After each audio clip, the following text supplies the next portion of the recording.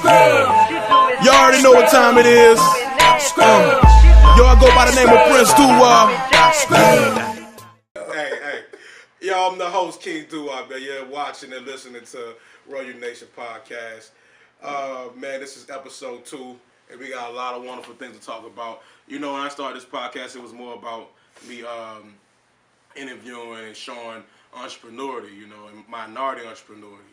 And I got this guy to the right of me. You know, he awesome cat. He's been an entrepreneur for a long time, man. Very long time. And good guy. He owns this beautiful barbershop / beauty salon.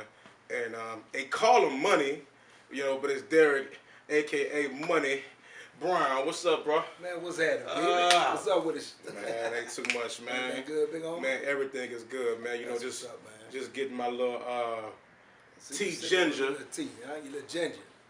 Why your pinky ain't out, man? You know, I gotta man, put the your pinky out. when you drinking. Oh, you pinky out like that? Yeah, that's Duah. That's King Duah, huh? You know what I'm saying? Yeah, King Duah, man.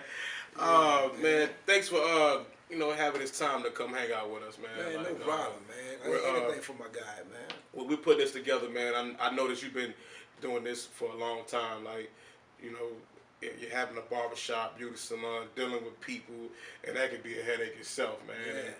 Well, where did you get the name Money from? Money, all right. Years ago, man, my favorite color was green at one point, right? Yeah. So after a while, people just gravitated to they affiliated the color green with money, because I always liked green. I had green cars, I had a green truck, and You had green underwear too? man, Green everything. everything. Green I had it, you heard me? The Grinch over here. Motherfucker with the Grinch. So, You can curse on this show too, by the way. Oh, it's all good. It's all yeah, Gucci there. So yeah, man. So everybody, and then I was a hustler.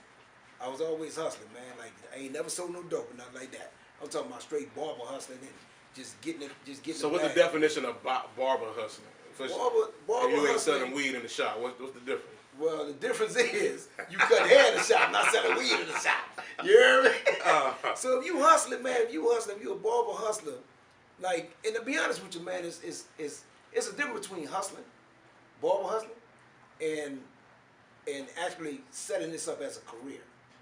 You see what I'm saying? Because if you're hustling, if you're a barber and you're hustling, you don't even know your client name, you just cut it. You see what I'm saying? You might have cut somebody, get them in the chair, get them out, get their money, and gone. But when you turning this into a career, man, what you're doing is you talking to your clients, you're building a rapport with your clients. Your main goal is to get that client to come back every week.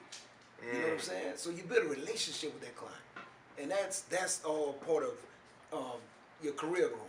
You know what I'm saying? You're building a career instead of hustling. So is there like a tool that you use to get you where you at right now? That was something that you took very important. Like that can make or break a person. Is what you're saying? Man, to be honest with you, bro, you learn that over the years. You know what I'm saying? Because I was a barber hustler at once.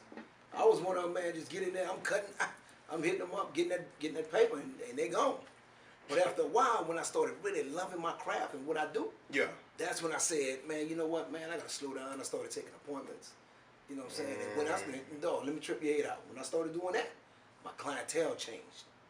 It went from a lot of dope boys to a lot of businessmen. You see what I'm saying? When you started doing appointments? When I started doing appointments, I started getting a lot of people that was engineers, doctors, lawyers, you name it, you call it, it just changed. But was this a mix of the people that was already there, though? Were they already there, or like the people, the professional people and the D-boys, they was already in the picture, but then when you did the appointments, the other guys, they kind of just figured out? Nah, what it was, yeah, that's exactly what happened. You know, because it started doing like this. You know what I'm saying? So you get a lot of like hustlers, you might want to call them, D-boys. You get a lot of them when you just in there just cutting. They come in there, you know, get their hair cut. They paying $50 to go ahead to this one, and you know you doing all that. But when you become professional, when you become a professional barber, you don't do all that. You know what I'm saying? So when you start doing that, the D-boys start looking for the other boys to cut their hair. Gotcha. That allowed them to do all that.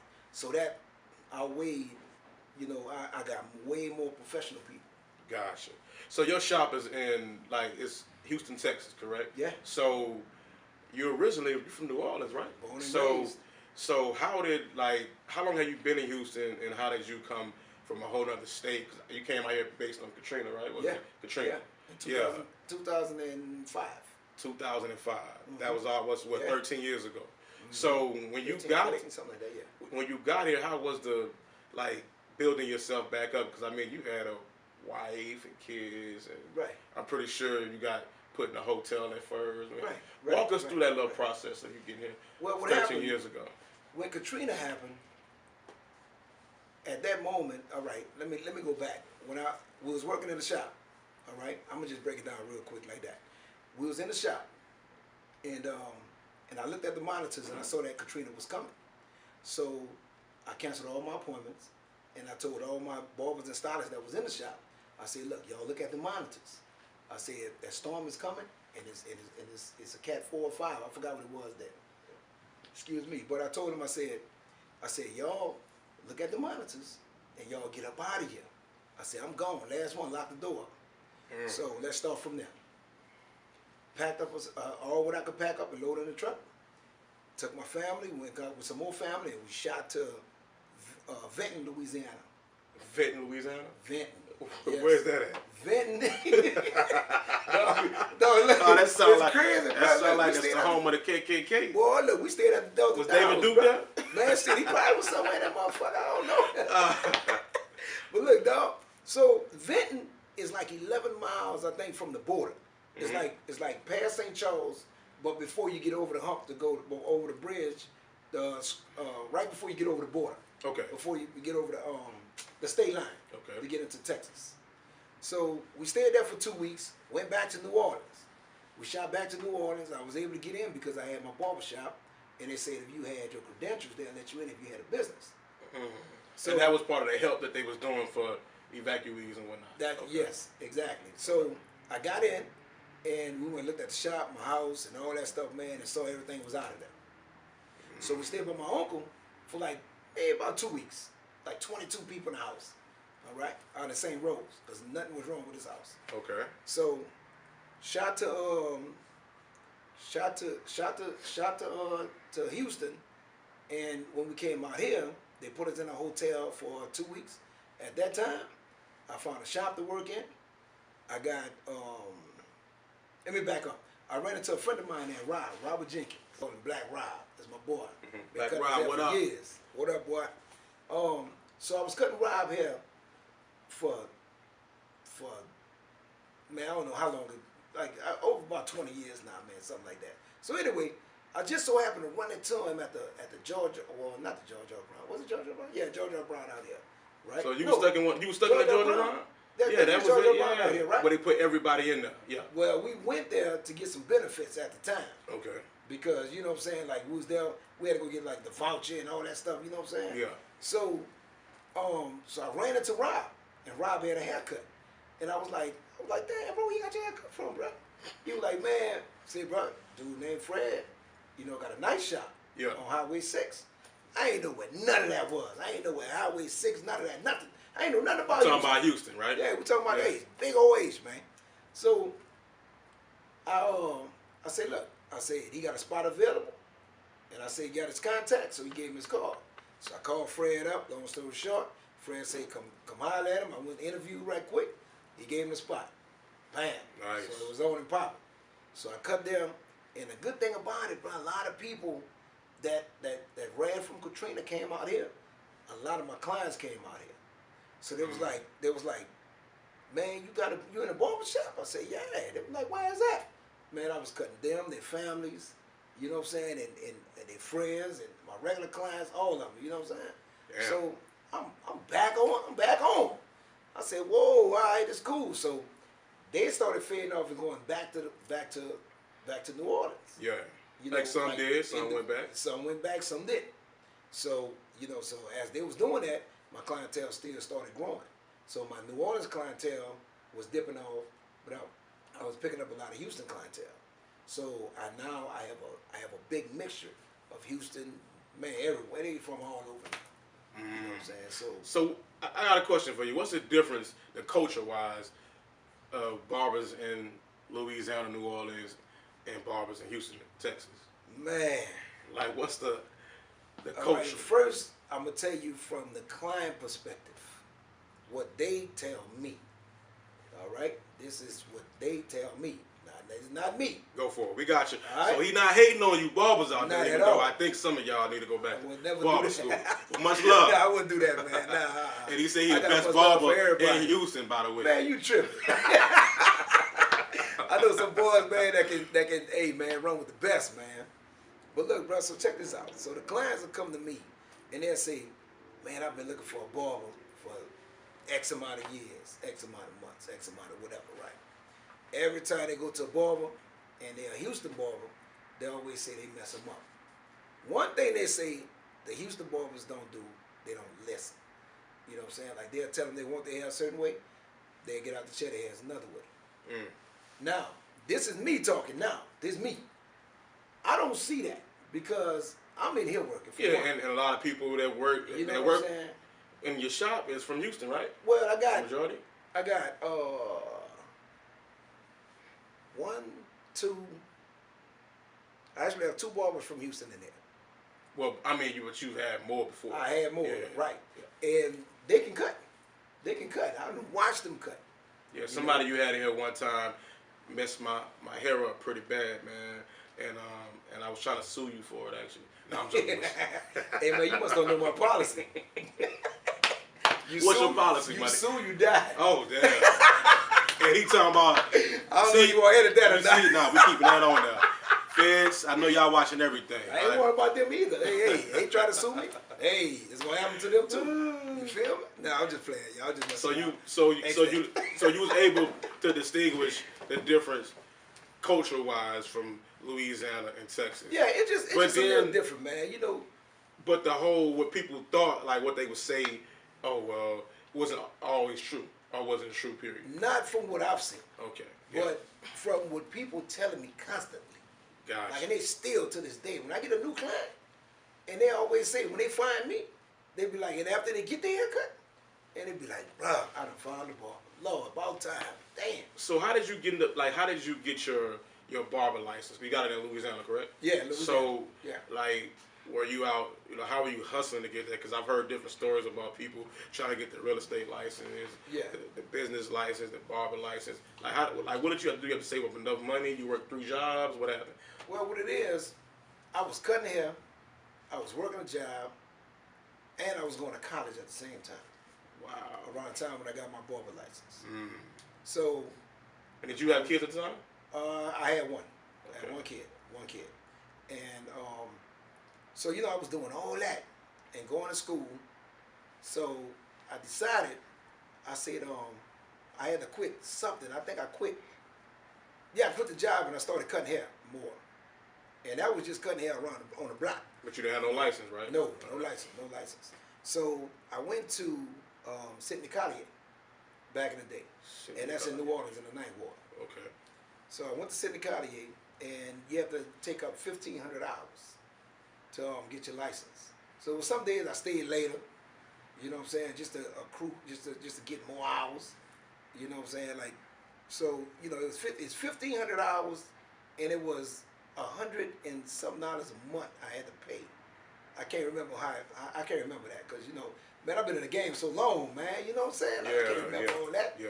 You know, but I mean, that's a good thing, you know? yeah, I've been in the game like 30 years now, man. Yeah. 30 years? I've been cutting hair since I was 13 years old. I got my license at 19, I believe. Wow. And I'm 44 years old now. Wow, Yeah. man. Salute to him, man. Yes, sir. That's a good thing. Second Y'all shot. see that?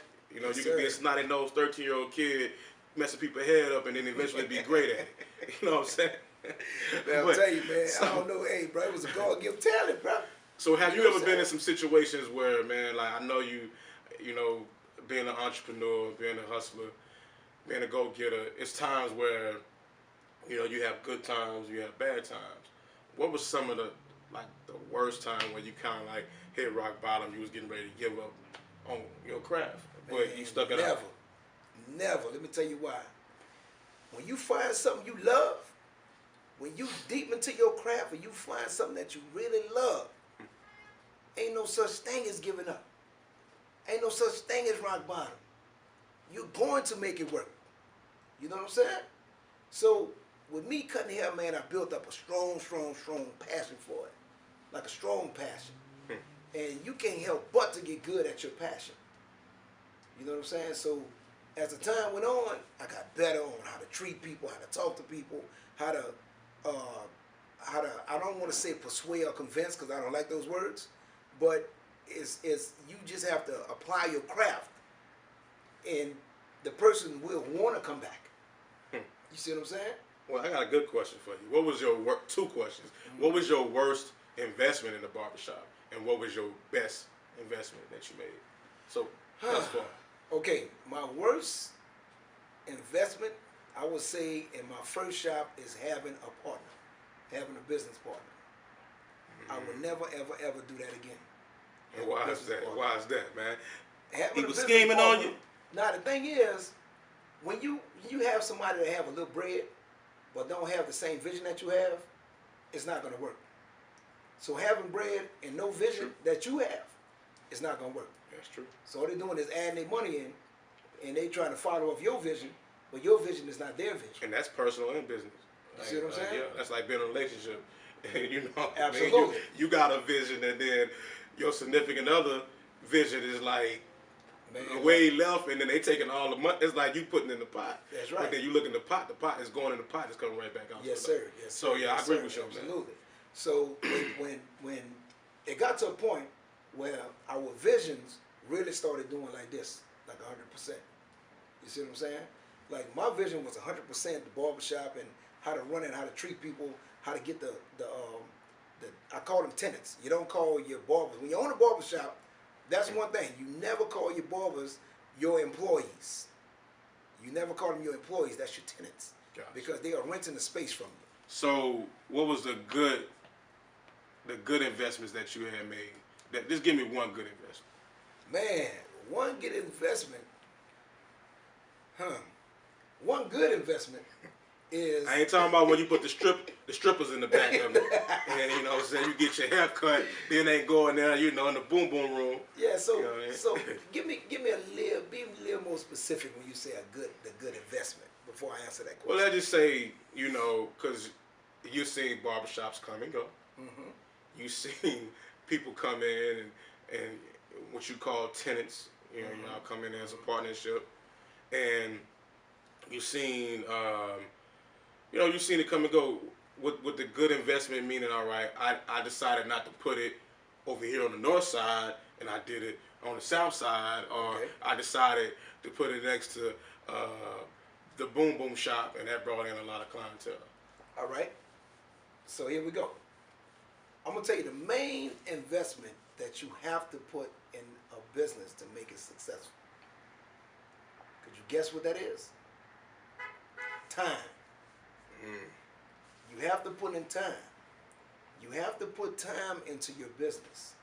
You have to work your business like you will work a regular 9-to-5 job for somebody else. True. You see what I'm saying? You have to put the time in and keep your business afloat. You have to keep it clean. But have you seen that before? Like people not put the time in? Of course. But they just thought they could buy it. They just thought they could buy it, and it was like the main problem is that's true. They think they can buy it, just sit back and make money. Don't work like that. Not in the barber game. I think period. That's true. That's true. But especially not in the barber game. Not in the barber game, because if you don't work your shop, your shop is not going to happen. You see what I'm saying? It's not going to happen. Meaning that you have to interview your tenants, your barbers. Never heard that. But keep going. You have to interview your stylists. You know, you have to, monitor who you're letting in your shop. That's one. Another thing is when you're in your shop, you have to, put it like this. So if a person, say like you never cut hair a day in your life, right? And you decide to open a shop, you have to go out and find a manager to manage your shop and to make sure that they are going to run your shop like you would run it. You see what I'm saying? Good luck with that. Good luck with that. So most of these shops that are very successful, the owner of the shop works in the shop. He's the barber there, so he's the overseer. He's seeing everything that goes on. You see what I'm saying? He don't have other people going to interview people to get inside his shop.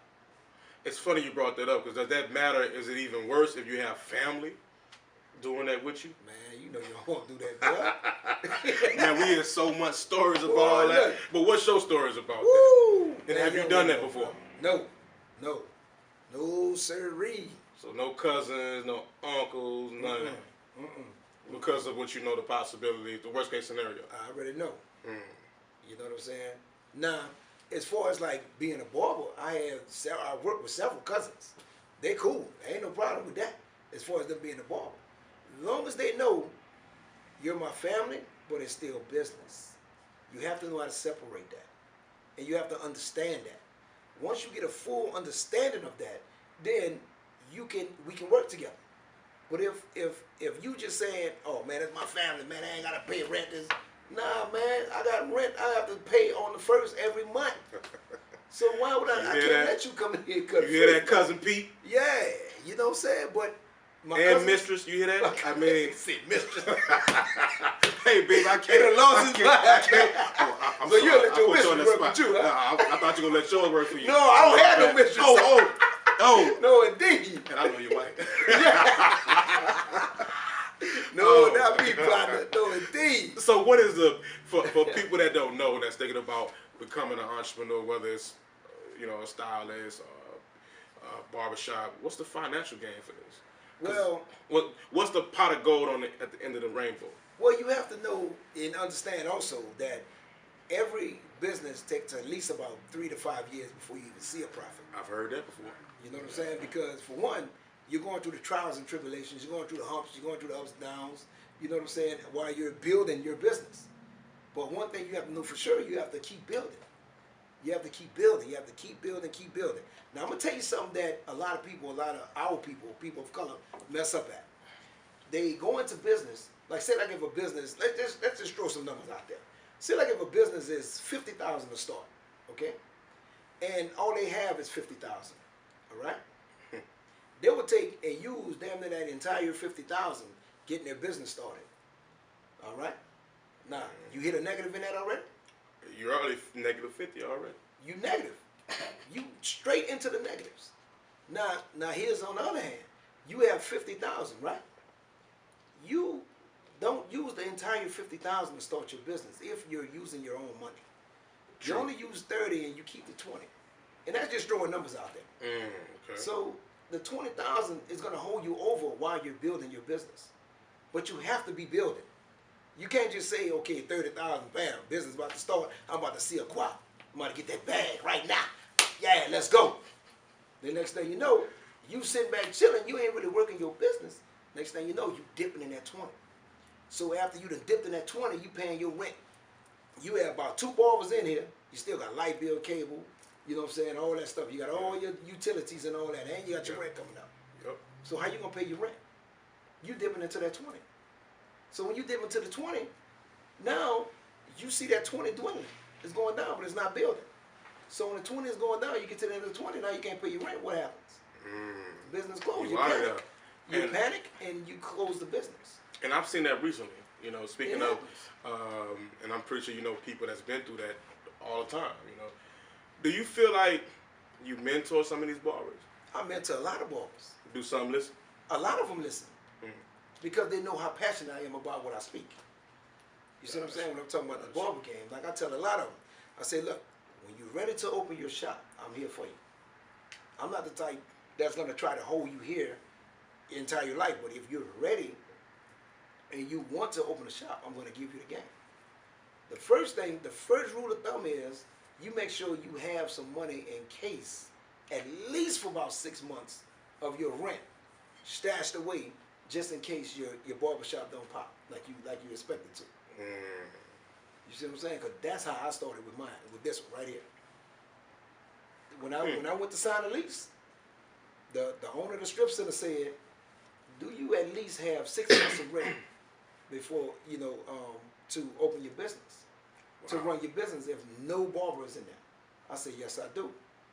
And he said, well, let me see your credentials. Credit was already checked. Credit was good. I showed him my bank statement. Signed the lease that day. That was it. Speaking of that, man, you gotta share this with the viewers.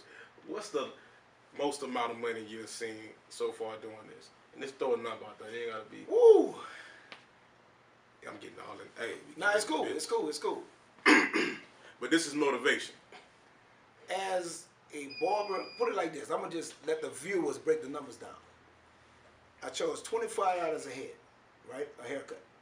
All right. I average 20 hairs a day. That's what I average, right? So that's 25 times 20. Now it's not including on the weekends, which I might cut 25, 27, might cut 30, might cut 35. So yeah. And this is all book appointments. Yeah. It's appointments. So that's not included. If you get in this chair, bro, you already know. Either fuck with you or you his mistress. One of the two. Man, shut up. This man crazy, man. Y'all don't listen to him. He tripping. I'm done with my green tea, by the way. But yeah, but real talk though, man. So that's not including my $50 a week clients, my $40, $35. And the clients that do tips and so on and so forth. Wow. And majority of my clients tip because they know I'm gonna take care of them. And all your revenue comes basically from your shop. Yeah, all my revenue. All I know my revenue back in the day you come used from to deal behind with my chair. behind your chair. Now the shop money, that's another thing.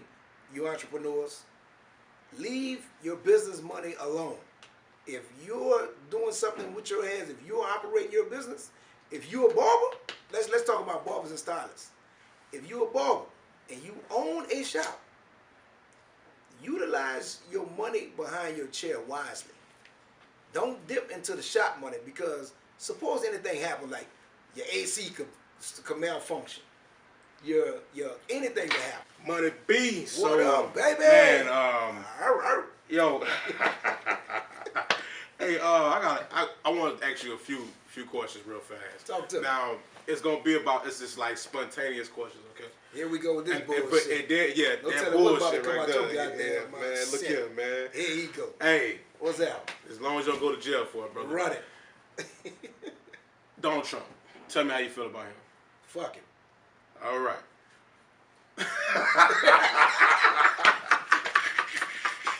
You told me straight with you, huh? Colors only, by the way, y'all. Royal Nation Podcast. I'm your host, King Duah, and I got my man. Money B. Money B, man. Derrick. But nah, real talk though, man. Jesus, Real man. talk though, man. So Bill Cosby. Bill Cosby, bro. I like Bill, man. Oh, so Let you me tell you- was part of the put the pill in a drink. No, drop that man, high. no. Yes, Say, man. bro, for one, this shit happened a long time ago, bro. You know what I'm saying? But that happened years ago, man. A man, damn near 1,000 years old now, bro. I'm just saying, why they ain't come out back then when he just allegedly they raped him?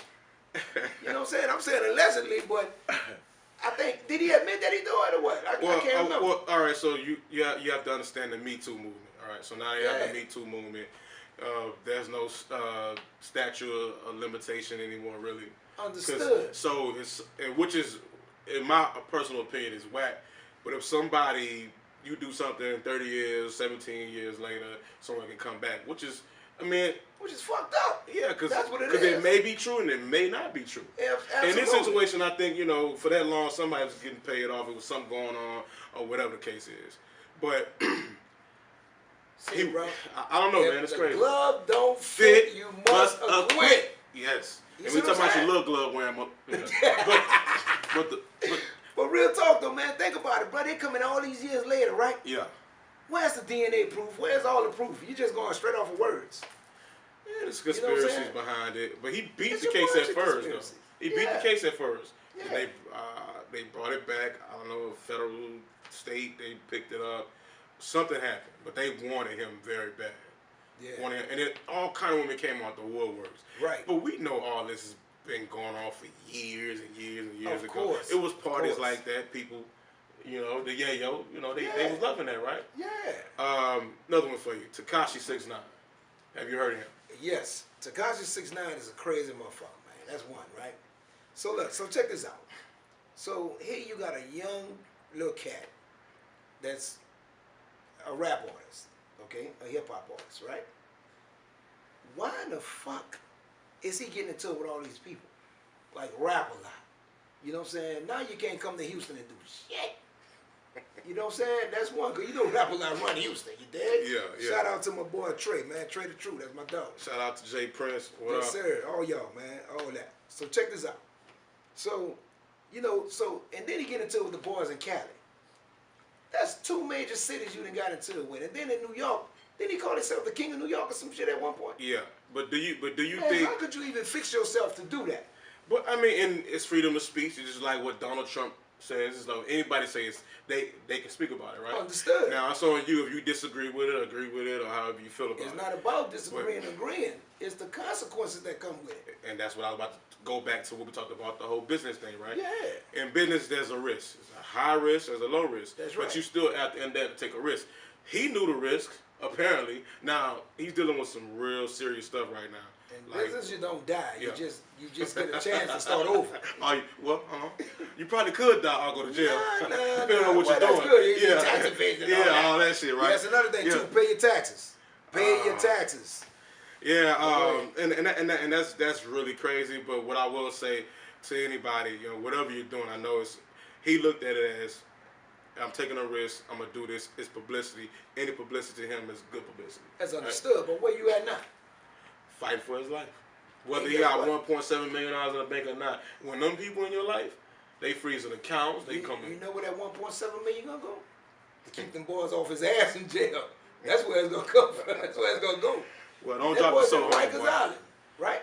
Nah, they moved him. They moved him for his own protection. But he's somewhere now. He's somewhere where they. I mean, nothing about jail is sweet or nice about it for anybody, right? Nothing about that, right? Colin Kaepernick. All right, that's a good one. Now, Colin Kaepernick, I'm riding with him no matter what.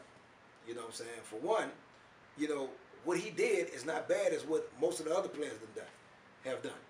You know what I'm saying? All he did was took a knee.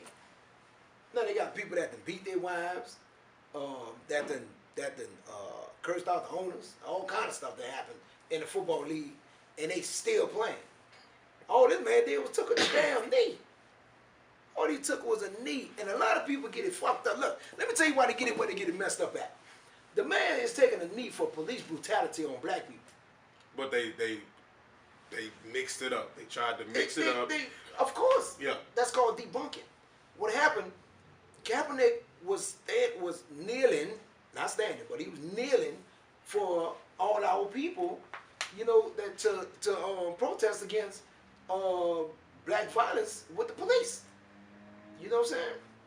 So they did what they threw in there, that all he was doing was disrespecting the flag. And they kept saying that over and over and over. When you start saying stuff over and over and over, people keep hearing that. They start believing it. Yeah, and then they went on ahead and did the arm to arm instead of the kneel down. Instead of the let's kneel. just do it like this then. And they still talking about that. You know, people, one thing about when you try to do a movement or you try to do things and people fear what they don't understand. People hate what they don't understand. Yeah. And then they're always going to try, if it's not their way, they're going to hate you regardless, right? But they're always going to try to, oh, well, this is what it really should be. Right. But it's how you felt about it. Yeah. You know, so people don't really get that. I respect Kaepernick for what it took a lot. I highly respect Kaepernick. It took a lot of courage for him to do that because, you know, it goes back to the risk. That was also a risk too. You know? Right. That was a high risk. And I'm pretty sure he had to take some L's for that. But it's courage, man. A lot of people won't do that. And I got something to say, and that's how I feel about this shit too. You know, all you want to be Kaepernick fans and, oh, well, y'all support him, but y'all mad at the NFL. Well, y'all still playing fantasy football. Yep. Y'all still supporting y'all favorite teams. Y'all still buying NFL memorabilia. Mm-hmm. I mean, to me, that's a joke to me. But I don't knock you if that's what you want to do. I just feel like if you're gonna stand for something, stand for it. If you're gonna be on that side, be on that side, right? That's my personal opinion. That's true. You know what I mean? Instagram models. Ooh, man, Chico Bean says it best. So I went to Wild Out, right? Oh, and shout out to man. my boy Chico Bean too. That's my boy. That's my dog. So check this out. Chico Bling or Chico? Chico Bean. Bean, okay. Not right. Chico Bling. Who's that? Chico Bean.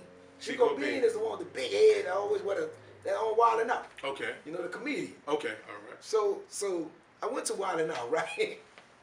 Chico said, man, all y'all don't fall for these Instagram hoes, man. He said, I work with these hoes. He said, all of them trifling, dirty, all that. It's serious. Oh, you calling Syria trifling? Oh, Syria must have heard me, man. Yeah, she did. Yeah. So, that's what Chico said. Chico said, man, like I work with these women. You know what I'm saying? I'm gonna stop calling them hoes, man.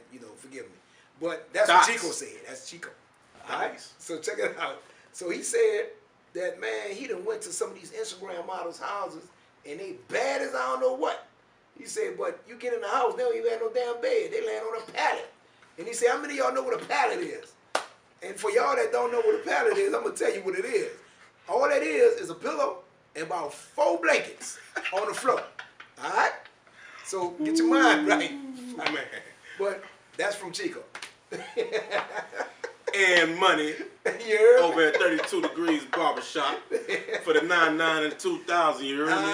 Well, brother, we appreciate you, man. Man, it's for coming through, man. It's a blessing.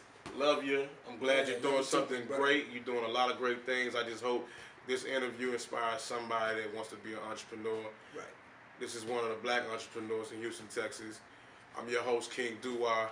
Colored Only is going down. Royal Nation Podcast, episode number 2. And we out. Yes, sir. She do it classy. She do it jazzy. She do it. You already know what time it is. Yo, I go by the name of Prince Duah.